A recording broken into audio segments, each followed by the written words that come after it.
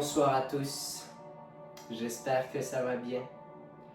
Aujourd'hui encore, je vais vous raconter une histoire d'horreur qui va vous faire redresser votre poil.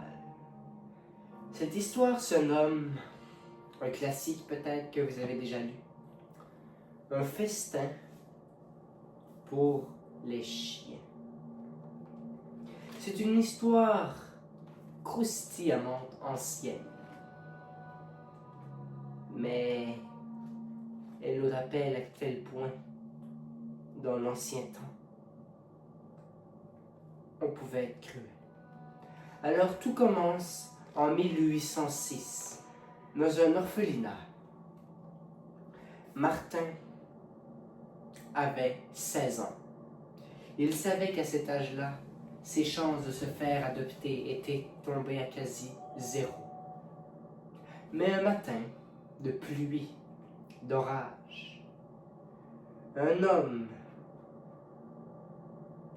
qui s'appelait Asmodeus arriva et l'adopta. C'était un homme très riche qui portait des gants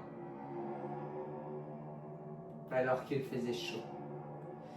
Dès lors, Martin trouva qu'il était étrange, mais comment pouvait-il refuser une telle invitation?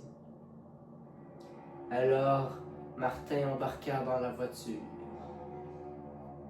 et il quitta la petite ville de Lyon, en France. Mais il était très fatigué par sa petite voiture. Et quand je dis voiture, c'est vraiment une voiture avec un cheval. Il se sentit si fatigué qu'il décida de s'endormir lors du voyage. Lorsqu'il se réveilla, ce n'était plus le beau paysage de la France. C'était plutôt des marais, une forêt lugubre, puis un champ avec absolument rien, des terres sans valeur. La tempête s'était aggravée. Et la raison pourquoi il s'est réveillé, c'est parce qu'il avait fait un accident. La calèche était rendue par terre, éventrée, écrasée. Son propriétaire, qui était très vieux, Monsieur Asmodeus, dit à Martin: la raison première pourquoi j'ai décidé de t'adopter, c'est parce que je le savais que mon heure allait bientôt sonner. Et maintenant, je vais prendre ton âme. Monsieur Asmodeus enleva ses gants et commença à égorger Martin. Martin, sous l'état de choc qu'il avait reçu à la tête lors de l'accident, n'était pas dans l'état de réagir. Il sentit peu à peu son âme disparaître, tranquillement, mais sûrement. Mais M. Asmodeus, aussi cruel qu'il était, en laissa juste un petit peu à Martin pour sentir sa souffrance. Et lors, ensuite,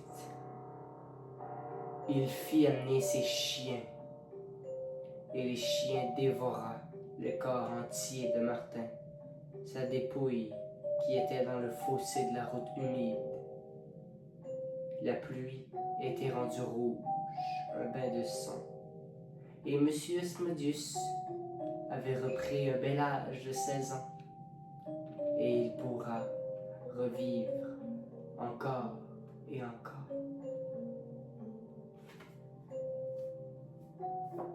La morale de cette histoire, c'est que lorsque nous cherchons la vie éternelle,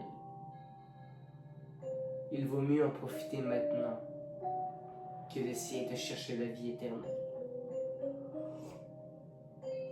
J'espère que je vous ai fait peur et on se dit à demain.